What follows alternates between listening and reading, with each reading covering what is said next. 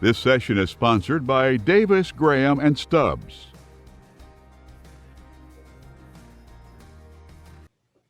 Hello, everyone. Next up, we have a roundtable discussion focused on assets, A&D activity, and deal flow in the new normal. Joining me, we have Chris Atherton, CEO and President of EnergyNet, an upstream A&D platform specializing in auction sales, sealed bid transactions, and government lease sales. Also, we have Art Krasny, Managing Director and Head of A&D at Wells Fargo Securities, where he provides advisory services to clients in the oil and gas industry.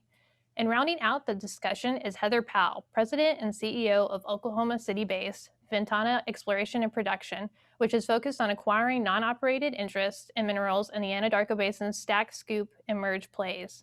So thank you all for being part of this roundtable. Each one of you come from a different facet of the A&D world, so I'm looking forward to hearing your unique perspectives.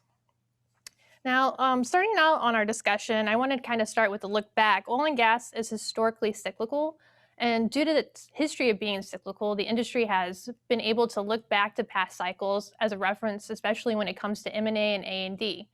However, with the number of unprecedented events we have all experienced, not just in oil and gas over the past year, I wanted to get kind of each of your thoughts on whether you think this current cycle that we're in is different from anything the industry has been through and what that means for the A&D side of the business. I was wondering, Art, if you could start us off with kind of that look back and what that means for A&D.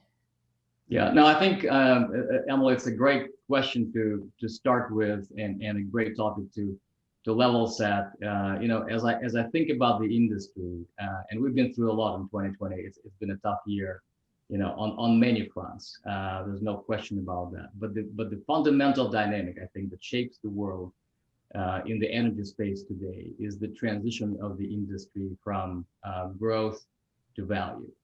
It's when we think about COVID and the disruption that COVID delivered to the global economy, to the demand for the commodities, those things maybe adding fuel to the fire, maybe accelerating some of the things that have been in the works for a long time. But still, to me, the fundamental framework is that maturity of the industry and the transition from growth to value.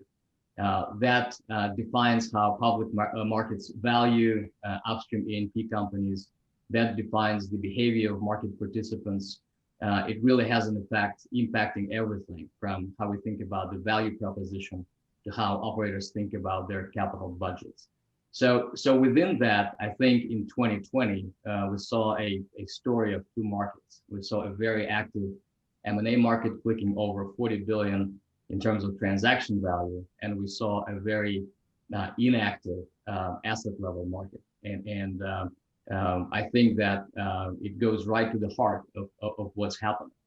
If you look at the M&A side, you see the industry positioning to create sustainable value over the long period of time, given that new reality that I'm sure we'll dive deeper during the course of this discussion.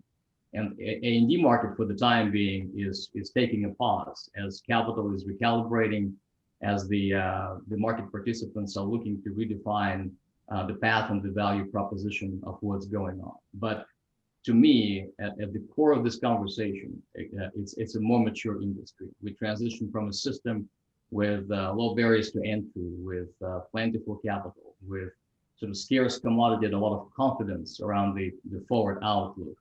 The new technology driving the growth and the focus on growth, to the world that is characterized by constrained capital, by a commodity outlook that is focused on perhaps hydrocarbons reaching peak in terms of the commodity mix globally, with the technology that's much more mature. And we're now talking about the attributes that are more consistent and more aligned with the definition of the more mature industry. So to me, that's where the conversation begins, and this is where the conversation ends. So that's a quick feedback on, I think, the journey that we really took in 2020, and we're still upon. Well, thanks, Art, for that. I was kind of also get Chris and Heather's perspective on 2020. I know, Heather, you come from as a private operator that focuses on acquisitions. I don't know what your perspective was from 2020 and how it's